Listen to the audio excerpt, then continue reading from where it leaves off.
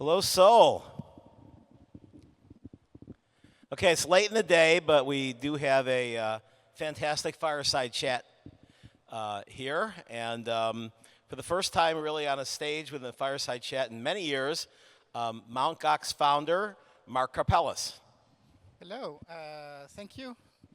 Thank you. So, Mark, as I had mentioned when we had lunch today and went over sort of what we were going to talk about, you're the only person from the original Bitcoin Foundation that I hadn't met 10 years ago. Obviously, probably because you were in Japan, and then shortly after, in 2013, all the controversies happened. So I'm going to spend in this 20 minutes about 5 minutes talking about how you got into Bitcoin, your path as an entrepreneur, because you're back now as an entrepreneur, and 5 minutes on sort of the rise and fall of Mt. Gox, the most famous exchange in the world, arguably the most important in its history. 5 minutes on sort of how the Japanese bankruptcy process has worked its way through, and 5 minutes on the three new things that you've taken on since sort of coming out into sort of your new career. So let's start with your early days and how you got into Bitcoin from being a programmer. And I thought it was fascinating when you said that you sort of discovered it through a client of yours at your payment company. Yes, exactly. Back in 2010, I was running a web hosting company in Japan. So I just arrived in Japan the previous year. I was still trying to get something done. And this customer of mine, which was a French person living in Peru, has some trouble paying online because he's in Peru, his card is French, so typically with regular payment methods, it raises flags. And he asked me if it could be possible to use Bitcoin for payments, and that was the first time I heard of Bitcoin. I looked into it. I immediately liked the idea behind Bitcoin, how the blockchain worked, and a month later, I was able to accept Bitcoin payments, actually. And of course, timing is everything. June 2010, that's when the difficulty level was still 1. And that was before the Bitcoin pizza and GPU mining started upping the difficulty. Yeah. So you started mining and started with one machine, saw how easy it was to get 50 Bitcoin and then put more. And of course, you had a hosting company. So you ultimately racked up 200,000 Bitcoin in a short period of time. Yeah, so basically at the very, very beginning, Bitcoin was fairly easy to mine. And the first Bitcoin I mined, actually I mined on my desktop computer. So I looked into Bitcoin, I installed the Bitcoin client. I saw it worked, it looks fine. And in the menu, you had this option to enable mining. So I thought, yeah, I might try it. And the next day, I had 50 Bitcoins. So that seemed maybe a little bit too easy, but at the same time, people were willing to put money to get Bitcoin, so I thought, why not? And yeah, I've got dozens of servers doing nothing. I might as well do some CPU mining. And that's what I did. And obviously, if you did nothing else and you had the 200,000 Bitcoin today, you'd be one of the richest people in the world. I guess that's a reason to hodl. By the way, I have a book coming out called Bitcoin Supercycle. Simon & Schuster's distributing it. Amazon Bitcoin Supercycle.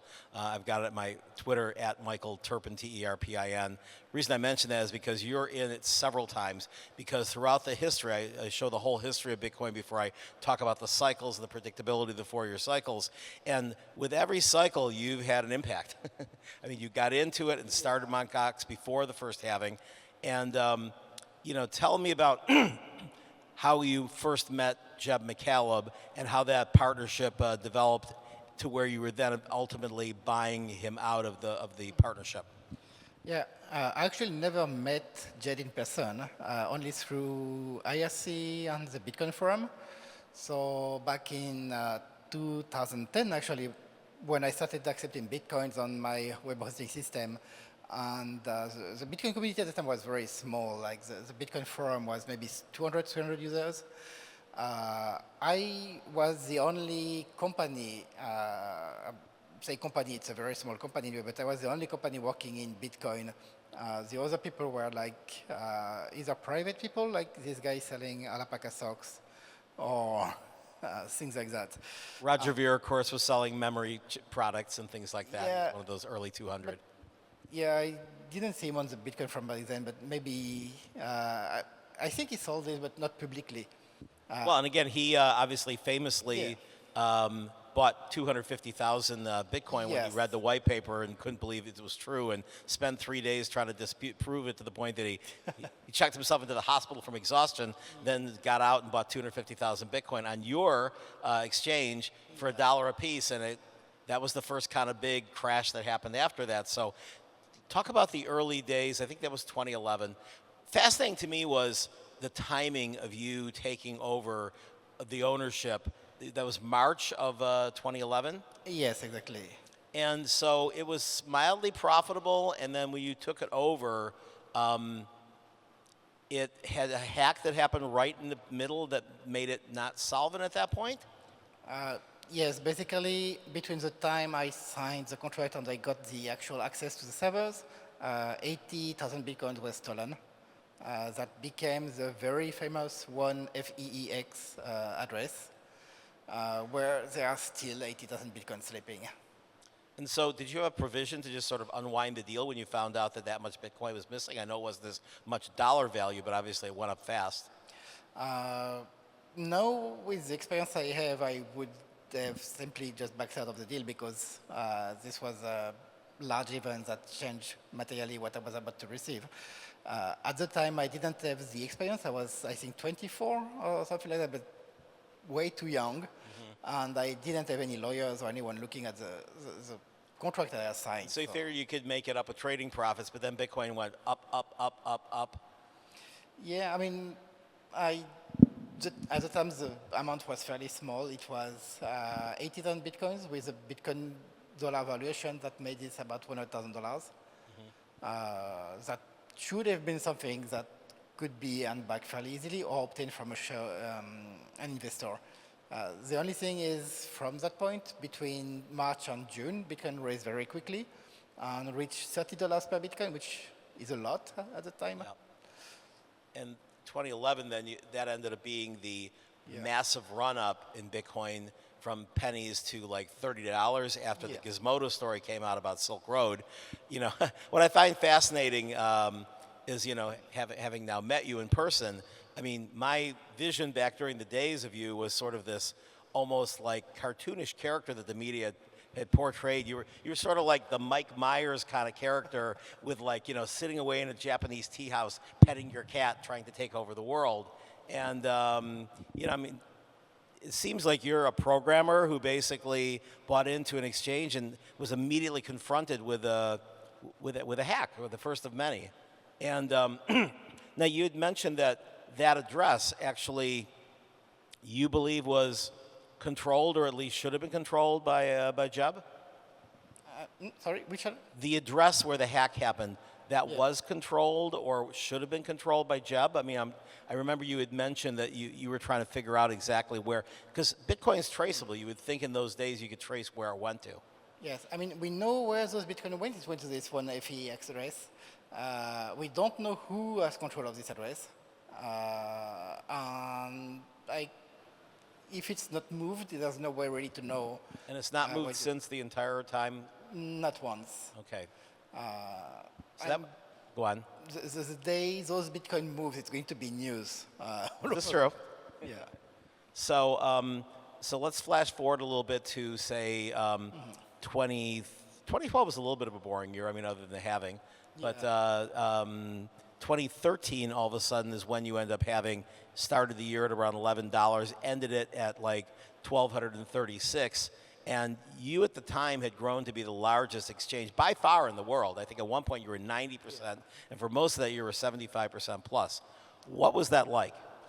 It was quite crazy, actually. I remember 2013, at some point we had more than 100,000 new customers in months. At the time we had to verify every single customer, so that means that many IDs to check. That was a workload that's just not manageable back then. Of course, a lot happened too. We had fund seized by the US government. The Silk Road, I think Russellbrook was also arrested in 13. So it's been a year that's been like a roller coaster from the beginning to the end. And then I guess the big scandal of that year that ultimately led to the bankruptcy was the Willy bot, which also was, given a role perhaps in the entire price run of a Bitcoin, which I think the halvings had supply and demand had a lot to do with that globally. But certainly that was something that was, talked about a lot. And then tell us a little about the the 80,000 Bitcoin that Craig Wright had laid claim to, and you said not so much. Yes. So actually, those 80,000 bitcoins, Craig Wright claimed as the Bitcoin on this one FE access that were stolen in 2011. Those were clearly stolen from Mongox. It's not a sale or anything. There's definitely no trust to claims to Wright's claims, unless he's the one who stole those bitcoins back then. And so 10 years of Japanese bankruptcy court, which is just mind-boggling to Americans and Europeans how long that has been. There was still never enough Chainalysis that was able to go and identify where those coins went to? For those 80,000 bitcoins, we don't know, but for the bitcoins that were stolen after that from Mongox, we were able to track those on the blockchain. It took 2 years. And that's what actually led to the arrest of Alexander Vinnik in 2017. Okay. So now we're going to pivot a little bit to the actual bankruptcy process, which started in 2014 and literally is just being resolved 10 years later now. Yes. And tell us about, excuse me, the update on that. It's already being distributed, and how long will that process take? The distribution, I think, is mostly done for the initial part. I think like BitGo customers are still waiting, but considering the scale of the bankruptcy and the number of customers, I would say things are going fairly smoothly compared to what it could have been. Apart from this, there's still one lawsuit that's in progress with CoinLab in the US. This one will probably take some more time, so the bankruptcy itself will continue probably into next year and maybe more. So, but yeah, I think most, at least the majority of the customers who opted to get payments yearly have received their payment already. Okay. Now, one thing that really surprised me when we were chatting this afternoon was you put all 200,000 of your Bitcoin into Mt. Gox, and now basically the bankruptcy custodians are like, you ran the place, you probably should be the last one to get it, so you may never get one of them. Yes, I will not get a single penny actually from Mongox. So I guess the question begs the question, exchanges are supposed to be for exchanging. Why did you take all these mined Bitcoin and put them online on an exchange when you had the keys to start with? Because at the time I believed Mongox was the safest place to put those Bitcoins. It's where I put the most energy and built key encryption and various processes to protect the Bitcoins. So very expensive lesson. Yes. Okay. So we're now going to go and pivot to today, and you had a 10-year kind of I wouldn't say break because you were certainly in the news every part of that 10 years through the bankruptcy process. I was looking to see if there's any water here, but I guess not. So this week you kind of came out with sort of like a triple announcement. Yes. Number one, you've got a new wallet. Number two, you're like part of a team that's working. We won't cover this too much because you covered it this morning on a panel for Joseon, which is this decentralized. Why don't you give just a sentence or two on that for the people who didn't attend this morning on Joseon? Yeah, I mean, Joseon is very simple, a cyber nation, which means it's a nation that runs in the digital space. The idea is to close the frontier between the traditional world, the world we're in, and the financial crypto world, while at the same time creating a framework for online nations, which I believe are probably going to get required more and more, especially for island nations, as they risk losing their territory. And so this is sort of the next step beyond what you see like at Palau, who's an exhibitor here, or at Estonia with virtual passports, you're literally talking about a virtual citizenship that then has friendly nations who will accept, but no land is owned. It's purely digital, like Bitcoin. Yes, it's purely in the virtual world. And the main aspect of Chosen, which makes it different from all other similar projects, is that it's the only country, cyber nation, that has an actual recognition from other existing nations. Now, this is certainly a logical thing for you to work on at this point. I think the surprising announcement was hearing that you're going, and I know you're not the CEO, you're not the one who's like, kind of like at the front, but certainly with your reputation, you're going to be the name who's mainly who's mainly held accountable for the results. Why should anybody trust Mark Karpeles again with an exchange? Well, this time, there's different things. One thing is there's been a lot of lessons learned with Mongox that are going to be applied. Ellipx is aiming to be the most transparent and secure exchange out there. So the idea is not only to implement the latest security and process that can be done, but also to show how it's done and to have external auditing, and also, as much as possible, give access to anyone to look and confirm how things work. And so you're looking to do a centralized exchange, and the wallet is going to be more decentralized, and they're going to work hand in hand in some way? For people who are in the right jurisdiction, the wallet will probably allow access to the exchange in an easier way. The idea for the wallet is to make easy for anyone to access crypto, to start into crypto, because as I see today, wallets like MetaMask and so on, requiring to write on a paper seed phrase are not user-friendly. So my idea of a user-friendly wallet is something that works in the same way people are used to. That is, you create your wallet, you put your phone number, password, things work. You don't have to think about it. And this simplicity, which is what we need for it to be, as I call it, grandma-friendly, is not going to make it less secure. It's not going to make... Obviously, I know about hackers. As many people know, I had been hacked for $24 million in altcoins back in 2018. So, and that was basically because somebody bribed a phone company employee, and they were able to, wean their way through a bunch of shrink wrap. Sorry, I didn't lose any Bitcoin, I didn't lose any Ethereum, but I did lose an altcoin that just happened to go up to massive amounts of value that day, and it should have been mine, not the thieves. No, actually, this new wallet is more secure than wallets like MetaMask, for example, because what's happening is if you use MetaMask on your mobile phone, your private key is stored. It's protected with only one factor, which is either the password you've set or your Face ID. What we have here is a system when your key is split in three parts. One part is managed by Ellipx, which we only allow signature with SMS verification. And the other two parts are one in your phone secure element, which is protected by your biometric verification, which can be Face ID, digital verification, depending on what your settings are. And the last part is protected by your password, just like what MetaMask does, and is also backed up into your iCloud backup. So, okay, and obviously the biometric is not required in case somebody chops your finger off or the person dies or whatever. They need both your phone, your finger, and maybe your face. Okay. So yes, that would be...